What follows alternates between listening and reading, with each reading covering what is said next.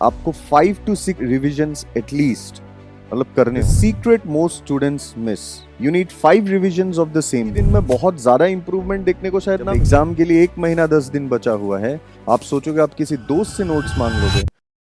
Good morning everyone, I am Yuddhajeet Sharma and today will be discussing about NEET 2026। तो आज हमारा topic है zero to MBBS still possible? Last 3 months plan to score 650 plus. So this is our topic for today. ठीक है, तो आज मैं थोड़ा सा आपको हाईलाइट करूंगा कि अभी जो भी आपका प्रिपरेशन है, अभी तो आपको पता है it is almost the fag end of our journey. Last के 3 मंथ्स इसमें हमें क्या स्ट्रेटेजी अपनाना चाहिए जिससे हम लोग एक शानदार स्कोर ला पाए, that is if we want to target at least 650 plus. ठीक है, चलो सबसे पहले तो अगर एक आउटलाइन देखें सब्जेक्ट वाइज कि अगर कोई गोल है तो उस गोल को अचीव करने के लिए what are the points that we need to count upon, या कैसा इस जर्नी को पूरा करने के लिए हमें कौन कौन से स्टेप्स लेने हैं, ये चीज अगर हमें देखना हो तो सब्जेक्ट वाइज एक मैंने सब्जेक्ट वाइज एक डिवीजन कर दिया है, क्योंकि आपको पता है 3 ही सब्जेक्ट हैं। ठीक है, बायोलॉजी हो गया, फिजिक्स हो गया, केमिस्ट्री हो गया। तो what should be your target range? Bio में हमें 340 टू 350 मिनिमम, हालांकि जनरली सबका टारगेट यही रहता है कि 360 पे 360 ही लाना है, लेकिन ऑब्वियसली पेपर का जैसा डिफिकल्टी लेवल रहता है कभी कभी थोड़ा लेंथी भी दे देते हैं। ठीक है, क्लियर है? तो एटलीस्ट आप इतना तो टारगेट बना के चलो। ठीक है, केमिस्ट्री की अगर बात करें 150 टू 160, और फिजिक्स की अगर बात करें 140 टू 150। ठीक है, इतना हमें स्कोर करना है। अब इसके लिए हमें क्या करना होगा यार? बायो के लिए obviously NCERT line by line, मतलब कोई लाइन आपको छोड़ना ही नहीं है एनसीईआरटी का। ठीक है, और साथ ही साथ आपको 5 टू 6 रिविजन्स एटलीस्ट मतलब करने होंगे, मतलब एनसीईआरटी आपके टिप्स में होना चाहिए। This is how you need to revise, इतनी मेहनत आपको करनी है। और अगर केमिस्ट्री की बात करें तो यहां पे मैंने बोला है कि एनसीईआरटी प्लस पीवाईक्यूज प्रैक्टिस ये तो करना ही है, ऑब्वियसली एज्यूमिंग दैट कि आपने सारे चैप्टर्स को अच्छे से पढ़ा है, मॉड्यूल्स डीपीपीज ये सब सारे कर लेने के बाद की बात है ये। ठीक है, ये सब आपने ऑलरेडी कर लिया है, वो तो रिवाइज करना ही है, लेकिन इतना तो आपको बार बार रिवाइज करते रहना है। और मैं फर्स्ट से लास्ट तक एक ही लाइन बोलते रहूंगा, रिविजन इज द की, क्योंकि आप जितना रिवाइज करेंगे उतना चीजें आपको याद रहेंगी। ठीक है, नेक्स्ट अगर फिजिक्स की बात करें तो formula drilling plus PYQs plus numericals. देखो फॉर्मूलाज बहुत हैं आपको पता है, लेकिन आज मैं एक चीज आपको ये भी बोलूंगा कि फिजिक्स के लिए कंसिडरिंग द नीट 25 पेपर जो 2025 में आया था, it was like an eye opener, isn't it? तो इसलिए सिर्फ फॉर्मूला ड्रिवन पढ़ाई में नहीं बोलूंगा, आपको कॉन्सेप्ट बिल्डिंग पे भी ध्यान रखना है। ठीक है, वो भी इंपॉर्टेंट है, और ऐसा नहीं कि सिर्फ फॉर्मूला पे ही हमें ड्वेल करना है। इट इज़ वेरी इंपॉर्टेंट कि आप कॉन्सेप्ट को भी फाउंडेशन पे भी वर्क करते रहें, keep going through the concepts so that you can build a strong foundation. In case अगर फॉर्मूला नहीं भी आए, ठीक है क्लियर, अगर याद नहीं भी हो, अगर हमें कॉन्सेप्ट पता है तो हम उससे प्रॉब्लम को सॉल्व कर दें, ये हमारे लिए जरूरी है। नेक्स्ट, अब हमारा जो लास्ट 90 डेज में 650 मेकर फेज, ठीक है क्लियर है, इसमें हमें क्या चाहिए? Revision plus मॉक्स। ठीक है, रिवीजन तो कॉन्सेप्ट्स का करते ही रहना है, लेकिन मॉक टेस्ट ज्यादा से ज्यादा हमें देना है, जो कि ऑब्वियसली ऑर्गेनाइजेशन आपके लिए अरेंज करता ही। आप जानते हो कितने वेराइटीज ऑफ टेस्ट आप ऑलरेडी दे रहे हो और भी आगे देने वाले हो। ठीक है, क्लियर है? तो वो सब मॉक्स आपको अच्छे से देना है, लेकिन जैसा मैंने पहले भी बोला हुआ है, आज भी यही बोलना चाहूंगा, ठीक है, कि मॉक टेस्ट सिर्फ टेस्ट देना ही इंपॉर्टेंट नहीं है। व्हाट इज मोर इंपॉर्टेंट कि आप मॉक्स को प्रॉपरली एनालाइज कीजिए, वो बहुत ज्यादा जरूरी है।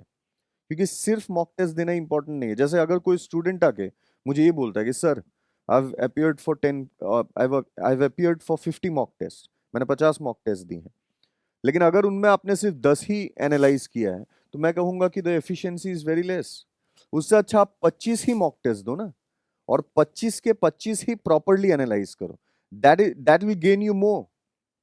रीजन बीइंग कि मॉक टेस्ट का एनालिसिस बहुत इंपॉर्टेंट है, तभी तो सीख पाओगे कि तुम्हारी गलतियां कहाँ हो रही है, तुम जो चीज सही कर रहे हो तुम्हारा स्ट्रेंथ क्या है। क्योंकि अल्टीमेट फंडा क्या होता है कि स्ट्रेंथ को हमें, बेसिकली स्ट्रेंथ तो स्ट्रेंथ रहेगा उसको, मतलब जो स्ट्रेंथ है आपका वो तो सॉलिड रहेगा ही, वीकनेस को स्ट्रेंथ बनाना है।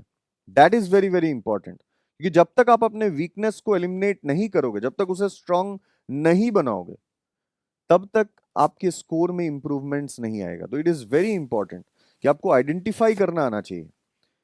ये आइडेंटिफाई करना बहुत जरूरी है कि वीकनेस क्या है, और इसलिए ये टेस्ट कंडक्ट की जाती हैं, ठीक है। क्योंकि एक्चुअल एग्जाम से पहले we should be well prepared कि हम लोग कौन कौन से एरियाज थे जहां पे हमें ज्यादा वर्क करना चाहिए था। तो मॉक्स इट्स लाइक अ मिरर, आईना दिखा देता है आपको कि आपका प्रिपरेशन कैसा चल रहा है। तो यहाँ पे आप देख सकते हो revision plus mocks, 2 full syllabus mocks per week. Obviously ये तो मतलब मिनिमम क्राइटेरिया है। Only NCERT bio revision, bio में तो एनसीईआरटी आपको पता है बहुत ज्यादा ज्यादा बहुत ज्यादा इंपॉर्टेंट है, ठीक है। फिजिक्स फॉर्मूला नोटबुक डेली, ठीक है। फॉर्मूला नोटबुक के बारे में तो बोलूंगा ही, लेकिन साथ साथ ये भी बोलूंगा कॉन्सेप्ट बिल्डिंग, जो मैंने ऑलरेडी बताया हुआ है आपको। Analyse मॉक्स more than writing them, this is true. Analysis of मॉक्स, इसको तो मतलब एकदम जहन में रखना है कि मॉक टेस्ट दिया है तो उसको प्रॉपरली एनालाइज करना है। क्योंकि देखो इससे एक और चीज क्या पता चलती है हमें, कि अगर कोई मिस्टेक वहां से निकली, अगर कोई रिपीटेड पैटर्न है, एक ही मिस्टेक्स आप बार बार कर रहे हो, तो वो धीरे धीरे एलिमिनेट हो जाएगा with the passage of time. क्योंकि हमारे जनरली हम ऐसे कुछ मिस्टेक्स होते हैं जो हमारे सबकॉन्शियस में सेट हो जाता है, हमें उनको एलिमिनेट करना है। That is very important. वो हमारे लिए एक बहुत इंप्रूवमेंट ला सकता है मार्क्स के गेम में, because you have to improve gradually and you still have time, you still have time. आप ऑब्वियसली इंप्रूवमेंट ला सकते हो if you work on the right areas and with the right strategy. Next, what to study, no overload. Bio में अगर बात करें, ठीक है, एनसीईआरटी 11 एंड 12 ऑब्वियसली इस पे तो हम बात कर ही रहे हैं, पीवाईक्यूज। केमिस्ट्री में NCERT obviously, inorganic and organic के लिए तो थ्योरी बहुत ज्यादा इंपॉर्टेंट है। आपको पता है केमिस्ट्री में ये जो 2 पार्ट्स आते हैं, ठीक है, और me being a chemistry teacher I can tell you more properly that NCERT का एटलीस्ट जो थ्योरी पार्ट है, ठीक है, क्लियर है, ऑर्गेनिक इनऑर्गेनिक का, वो तो एकदम मतलब प्रॉपरली पढ़ना है आपको। इनऑर्गेनिक तो सिर्फ एनसीईआरटी, ऑर्गेनिक की बात करें तो एनसीईआरटी प्लस आपके टीचर्स ने जो भी नोट्स दिए हैं, जो भी स्पेशल चीज़ों पे स्ट्रेस अपॉन करने बोला है, वो बहुत ज़रूरी है, ठीक है। तो एनसीईआरटी तो इंपॉर्टेंट है ही, लेकिन उसके साथ साथ जितना आपको पढ़ाया गया है वो आपको बार बार रिवाइज करना है। क्योंकि देखो यार, ऑर्गेनिक इनऑर्गेनिक में चीज़ें क्या है, याद करने लायक चीज़ें हैं, कंसिडरेबली हैं, ठीक है। बहुत फैक्ट्स को हमें ध्यान में रखना होता है, इसलिए जितना ज़्यादा रिवाइज करोगे उतना ज़्यादा याद रहेगा आपको। फिजिकल की बात करें, ऑब्वियसली न्यूमेरिकल्स का प्रैक्टिस बहुत इंपॉर्टेंट है। इट इज़ वेरी इंपॉर्टेंट कि आप न्यूमेरिकल्स को प्रैक्टिस करें, क्योंकि वहाँ पे फॉर्मूला बेस्ड चीज़ें हैं, तो it requires a lot of practice, ठीक है। तभी फॉर्मूलाज अपने आप आपको याद भी हो जाएंगे। जैसे अगर स्पेसिफिकली बात करें, इक्विलिब्रियम हो गया, थर्मोडायनेमिक्स हो गया, इनमें प्रॉब्लम्स करने के लिए बहुत चीज़ें हैं, ठीक है, क्लियर है। बहुत ज़्यादा आयनिक इक्विलिब्रियम देखोगे तो फॉर्मूलाज बहुत हैं, तो हम उन पे कैसे ग्रिप बना सकते हैं प्रॉब्लम्स कर करके। Once you do lot of practice with the problems, तो आपको अपने आप चीजें ध्यान में रह जाएंगी, ठीक है। और अगर फिजिक्स की बात करें तो एमसीक्यूज हो गया, वो तो आपको लगाना ही है, पीवाईक्यूज हो गया, फॉर्मूला नोटबुक हो गया, फॉर्मूलाज को बार बार देखते रहना है और कॉन्सेप्ट्स को बार बार रिवाइज करते रहोगे, तो आपका फाउंडेशन और स्ट्रांग बनेगा। इससे फिजिक्स में भी बहुत हद तक आपको हेल्प मिलने वाला है। लेकिन वही मैं फिर से रिपीट करना चाहूंगा, 2025 का paper was an eye opener. उससे हमें ये समझ में आता है कि हमें कॉन्सेप्ट्स पे ज़्यादा वर्क करना है, हमें चैलेंजिंग पेपर के लिए भी, लेंथी पेपर के लिए भी खुद को प्रिपेयर्ड रखना है। That is very very important, ठीक है। नेक्स्ट, ये एक डेली स्ट्रक्चर मैंने बनाया है, लेकिन जैसा मैंने अपने प्रीवियस वीडियो में भी बोला था, ठीक है, कि ये टाइमिंग आप डिसाइड करोगे, ठीक है, क्लियर है। यहाँ पे तो रफली मैंने एक बोल दिया है कि बायो, फिजिक्स, केमिस्ट्री और पीवाईक्यूज रिवीजन के लिए कितना टाइम अलॉट करना है, लेकिन मेरे हिसाब से ये एज एन इंडिविजुअल आपको डिसाइड करना है, क्योंकि हर स्टूडेंट का स्ट्रेंथ और वीकनेस अलग अलग रहता है। तो ओनली यू कैन डिसाइड कि आपको किस में ज्यादा टाइम एलोकेट करना है। जैसा मैंने पहले भी बोला था, अभी भी मैं बोल रहा हूं कि जो आपको ज्यादा चैलेंजिंग पार्ट लगे, जो भी सब्जेक्ट आपको ऐसा लगता है कि नहीं मुझे इसमें बहुत टाइम लगता है, तो आप उसमें ज्यादा टाइम अलॉट कीजिए, और जो आपके लिए थोड़ा सा इजी है, जिसमें आपके स्कोर ज्यादा आते हैं, उसको कम टाइम अलॉट कीजिएगा। उस हिसाब से आप डिवाइड कर लीजिएगा टाइम शेड्यूल को। बाकी पीवाईक्यूज और रिवीजन तो बहुत ज़्यादा इंपॉर्टेंट है, ठीक है। वो बार बार करते रहना है आपको, मतलब पीवाईक्यूज आपको एकदम रटे हुए होने चाहिए, एकदम याद रहने चाहिए। क्वेश्चन देखते ही मुझे पता है कि आंसर ये होने वाला है, इतना प्रैक्टिस आपको कर लेना है। And revision of everything, not only the PYQs but also the main content, जो आप मेन सब्जेक्ट्स में आपने मॉड्यूल किया हो, डीपीपीस किया हो या कोई अदर बुक किया हो, सबका revision. Revision is the key. Bar bar revise करते रहना है आपको, ताकि चीजें आपको याद हो जाए, क्योंकि already you know the pattern. 180 questions in 180 minutes, 1 minute पर क्वेश्चन। तो यू कैन सी ऑब्वियसली कि हमें टाइम कम लेना है, हमारे पास ज्यादा टाइम है नहीं। और ये बिल्कुल it it resonates with your profession also, isn't it. आप डॉक्टर बनने वाले हो, अगर आप डॉक्टर बनने वाले हो, आपके पास इतना टाइम नहीं रहेगा कि आप कोई भी पेशेंट को डील करते वक्त ये सोचोगे कि नहीं मैं घर से पढ़ के आता हूँ फिर मैं उसे मेडिसिन देने वाला हूँ, ठीक है, clear. You don't have time. वहां पे जैसे आपको क्विक डिसीजंस लेने होते हैं, जो ऑलरेडी आपके आपके पास नॉलेज है, तो सेम एग्जाम में भी खुद को आपको वैसे ही प्रेजेंट करना है। आपके पास पहले से नॉलेज है, आपको फटाफट उसे प्रेजेंट करना है, इजंट इट। सो कम टाइम में we have to be very efficient, ठीक है। Next, the secret most students miss, ठीक है, क्लियर है। जनरली जो चीजें ध्यान में रखनी होती हैं, जो सीक्रेट स्टूडेंट्स जनरली मिस कर देते हैं, वो मैं आपको बताने वाला हूं। तो you don't need 10 books, you need 5 revisions of the same book. It is true actually, ठीक है। हम लोग एक्चुअली क्या सोचते हैं, वेराइटी बहुत ज्यादा प्रैक्टिस कर लेंगे डिफरेंट डिफरेंट बुक से, डिफरेंट डिफरेंट मटेरियल से। लेकिन यार जैसा मैंने कहा है, आप कितना भी प्रैक्टिस कर लो, अगर आप उस चीज की रिवीजन नहीं करोगे तो आपको याद नहीं रहेगा। तो इट्स बेटर 10 बुक नहीं करके, अगर आपने 2 या 3 ही बुक किया है, या उतना ही, चाहे वो मॉड्यूल हो चाहे वो कोई मटेरियल हो, ठीक है, क्लियर है, आपने किया है, आप उसका कितने बार रिवीजन कर रहे हो वो इंपॉर्टेंट है। क्योंकि थोड़े बहुत अगर 2-3 मटेरियल आप कर लेते हो, स्टैंडर्ड मटेरियल्स, मॉड्यूल हो गया, डीपीपी हो गया, तो आपको एक आइडिया तो मिल ही जाता है। प्लस टीचर्स भी आपको हेल्प करते रहते हैं विद असाइनमेंट्स, प्लस आप इतने डिफरेंट टाइप ऑफ टेस्ट देते हो, तो you already get a bulk amount of questions. आप उन्हीं को अगर रिवाइज करोगे तो आपको एक बहुत अच्छा आइडिया मिल जाएगा कि अल्टीमेटली जो मेन एग्जाम में है, क्वेश्चंस इन्हीं से फ्रेम होने वाला है, ऐसे ही टाइप का फ्रेम होने वाला है। तो you already get an idea of the pattern.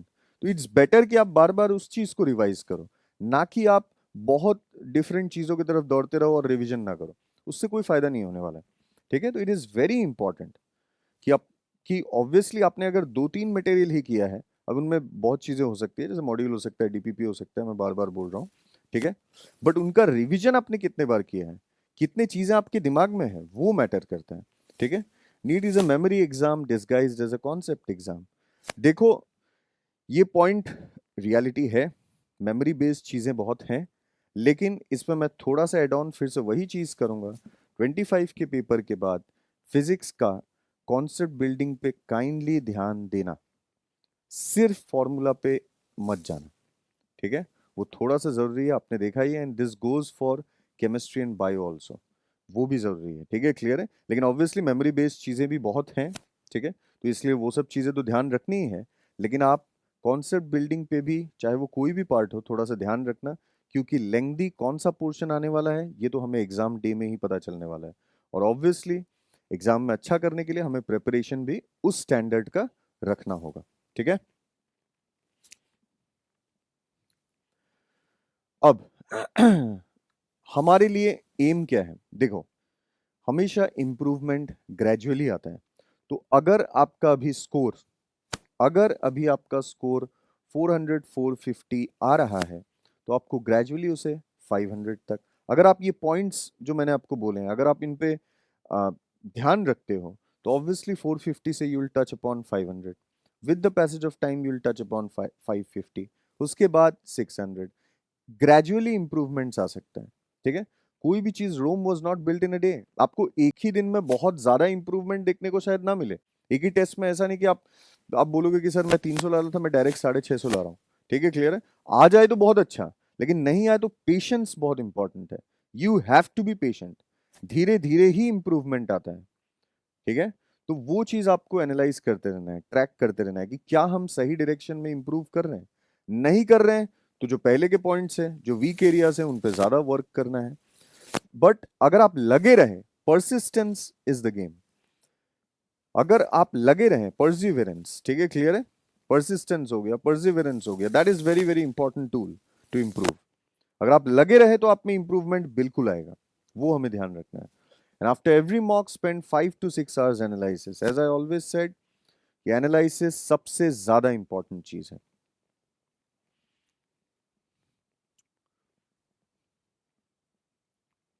ठीक है। What are the mistakes that we need to avoid? बहुत इंपॉर्टेंट है। कोई चीज सही करने के लिए हमें ऑब्वियसली गलतियों को एलिमिनेट करना होगा, ठीक है, क्योंकि ऑब्वियसली अगर हम मिस्टेक्स मिनिमाइज कर देते हैं तो इंप्रूवमेंट बहुत ज्यादा आ सकता है, क्योंकि ये गेम वही तो है, नेगेटिव मार्किंग को हमें नहीं लगाना है, ठीक है, क्लियर है, वो बहुत जरूरी है, ठीक है। और अगर प्रेपरेशन वाइज देखें क्या क्या चीजें हमें अवॉइड करना होता है, तो अब देखिए, वॉचिंग टू मेनी लेक्चर्स, अगर आप बहुत ज्यादा आप ये सोचोगे कि मैं इधर से ये कॉन्सेप्ट सीख लेता हूँ, उधर से वो कॉन्सेप्ट सीख लेता हूँ, तो आप खुद कंफ्यूज रह जाओगे। इट्स बेटर कि आपने जो सीखा है, अब उसके बाद एक बार आपने सही कॉन्सेप्ट सीख लिया तो उसके बाद आप प्रॉब्लम सॉल्विंग पे ध्यान दीजिए, N number of times practice कीजिए, वो ज्यादा इंपॉर्टेंट है, ठीक है, ना कि पैनिक स्ट्रिकन होके कि इधर से भी सीख लिया, उधर से भी सीख लिया, लास्ट में समझ में नहीं आ रहा है कि एक्चुअल इसे कैसे एग्जीक्यूट करें, वो दिक्कतें आपको नहीं आनी चाहिए, ठीक है। Making fancy notes, notes have to be very precise, notes बहुत ज्यादा इंपॉर्टेंट है, it is very very important, ये मैं स्टूडेंट्स को हमेशा बोलता हूँ। और नोट्स आपने जो बनाए हैं उसको एकदम संभाल के रखने हैं। काइंडली दोस्तों के नोट्स पे डिपेंडेंट मत होइए, क्योंकि एग्जाम टाइम पे आपको कोई हेल्प नहीं करेगा। जब एग्जाम के लिए 1 महीना 10 दिन बचा हुआ है, आप सोचोगे आप किसी दोस्त से नोट्स मांग लोगे, तो वो नहीं पॉसिबल होगा। What is the reason? क्योंकि यार वो भी तो अपना प्रिपरेशन कर रहा होगा ना, वो भी तो एग्जाम के लिए वैसे ही आ, मेहनत कर रहा होगा, उसके पास भी टाइम नहीं है और आपके पास भी टाइम नहीं है, ठीक है, क्लियर है। तो इट इज वेरी इंपॉर्टेंट, अपने नोट्स बनाइए, प्रिसाइज बनाइए, कोई चीज ऐड करना है तो कीजिए, ठीक है, क्लियर है, बट नोट्स को बहुत ढंग से बनाइएगा, बहुत ज्यादा इंपॉर्टेंट चीज है वो। इग्नोरिंग पीवाईक्यूज, ठीक है, क्लियर है, बहुत लोग ये गलती करते हैं, सोचते हैं कि पीवाईक्यूज से क्या होगा, वो तो आ चुका है, जैसा आता है वैसा ही जनरली, मतलब पैटर्न में कोई बहुत ड्रास्टिक चेंज नहीं आने वाला है, ठीक है, क्लियर है, ये चीज ध्यान रहे। तो इसलिए PYQs basically give you an idea कि किस तरीके के क्वेश्चंस आते हैं, ठीक है। तो हमें ऑब्वियसली एग्जाम का रिलेटिव आइडिया कैसे मिलता है, कि पहले क्वेश्चंस कैसे आते थे, ठीक है, क्लियर है। तो पीवाईक्यूज तो मस्ट है, करना ही है आपको, ठीक है। लिविंग रिवीजन फॉर लेटर, ये लेटर वाला चीज तो भूल जाना है यार, ठीक है, कि बाद में करेंगे, ऐसा बिल्कुल नहीं। रिवीजन, मैंने पहले स्लाइड से बोला है, अभी भी बोलूंगा, रिवीजन इज द की, जितना रिवाइज करोगे उतना अच्छा, ठीक है।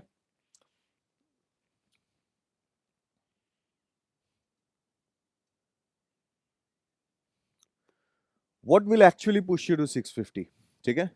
पीवाईक्यूज मल्टीपल टाइम्स करो। मॉक एनालिसिस ऑलरेडी बोल चुका हूं, बहुत ज्यादा इंपॉर्टेंट है। No new books at the last moment, ये बहुत इंपॉर्टेंट है, ठीक है।